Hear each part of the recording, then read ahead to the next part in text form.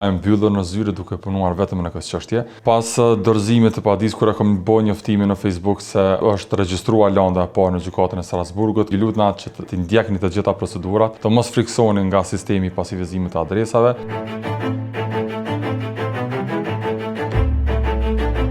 Unë jam shkolluar në së pari në shkollë të mesme, kam vazhduar në Prishtinë, pastaj kam shkuar në Shtetet Bashkuara të Amerikës, pastaj jam kthyer në Kosovë me përfundu shkollën e mesme.